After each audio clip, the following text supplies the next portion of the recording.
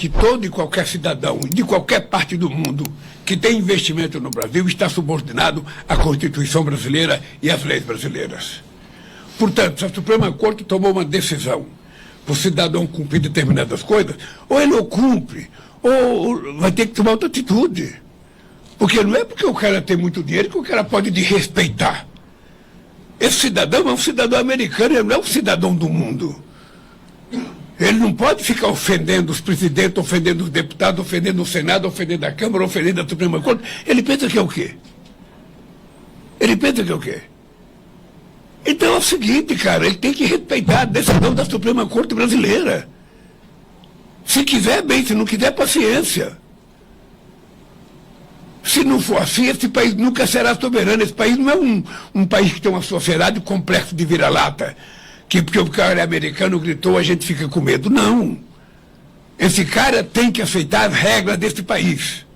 E se esse país tomou uma decisão através da Suprema Corte, ele tem que acatar. Se vale para mim, vale para ele. Olha, deixa eu lhe dizer uma coisa.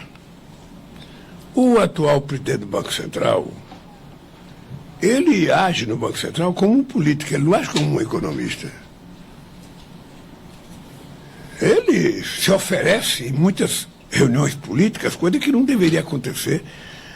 A taxa de juros no Brasil hoje não tem explicação.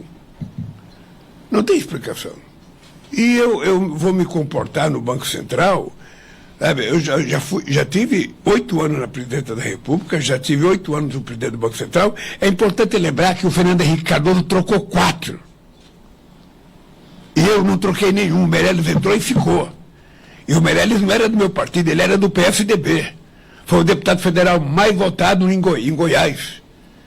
E eu torci para o Banco Central e ele ficou 8 anos. E se dependesse de mim, teria continuado com a Dilma.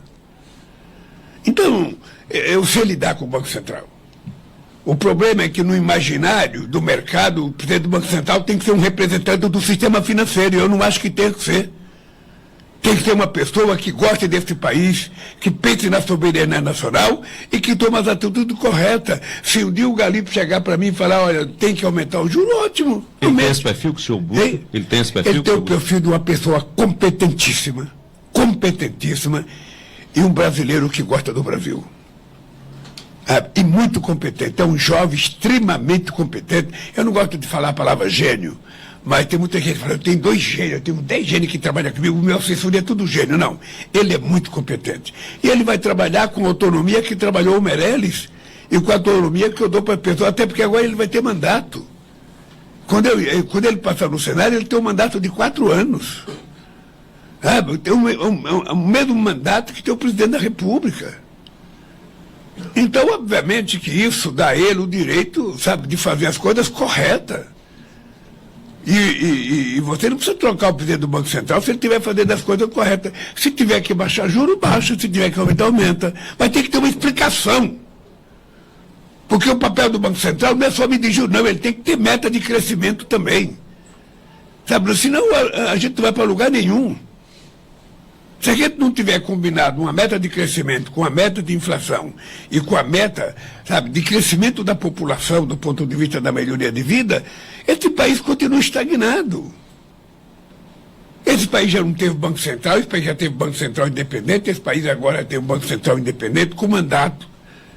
Que se eu tivesse voto, eu era contra. Mas está aí, vai ficar. Eu, sinceramente, acho que o presidente da República tem o direito de indicar o presidente do Banco Central e de tirar se não gostar. Eu coloco o Galipo com mandato. E se ele fizer uma coisa muito errada, o que é que eu faço? Eu não sei quem é que criou a ideia de que o cara é intocável.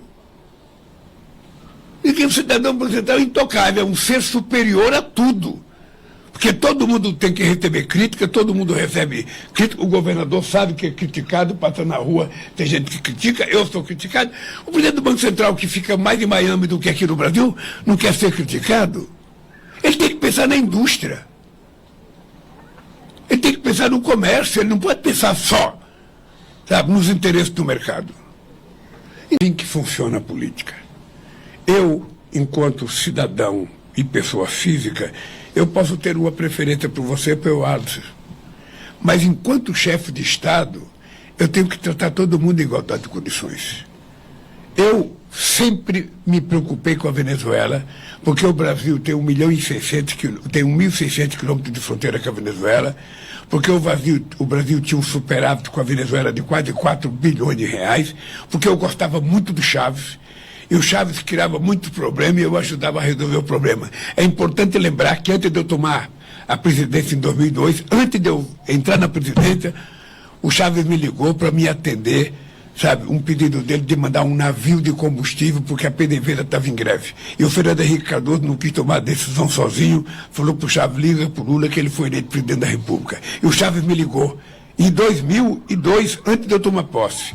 Pois bem, depois eu tomei posse, com 15 dias que eu tomei posse, 15 dias, eu fui para a posse do presidente do Equador. Lá encontrei com o Chávez. E lá estava com um problema na Venezuela de briga entre o Chávez e a oposição. Nós criamos um grupo de amigos, sabe, que participava Brasil, Chile, acho que o Canadá ou a França, e os Estados Unidos e a Espanha. Eles ficaram puto da vida quando eu coloquei os Estados Unidos e Espanha. E por que eu coloquei Estados Unidos e Espanha? Porque se eu queria criar um grupo de amigos da Venezuela, não era do Chávez, eu tinha que colocar gente que a oposição, sabe, tinha contato. Então, nós conseguimos resolver, foi feito um referendo na Venezuela da forma mais democrática possível. Lamentavelmente, o Chávez morre e entra o Maduro. Quando o Maduro tomou posse, eu mandei uma carta pelo Maduro, mandei uma carta pela Dilma para entregar para o Maduro, de coisas que eu achava que seria importante ele fazer para não repetir a mesma divisão que tinha com o Chávez. Eu, sinceramente, não sei o que o Maduro fez. Ele fez uma opção política. Eu tomei muito cuidado de reunir o México e a Colômbia para a gente tomar a decisão conjunta. O presidente López Obrador do México resolveu não assinar, porque ele está apenas a 15 dias de deixar a presidência, ele resolveu não assumir. Então ficou eu e Petros. Então, o que nós estamos exigindo? Veja, a Venezuela tinha um colégio eleitoral.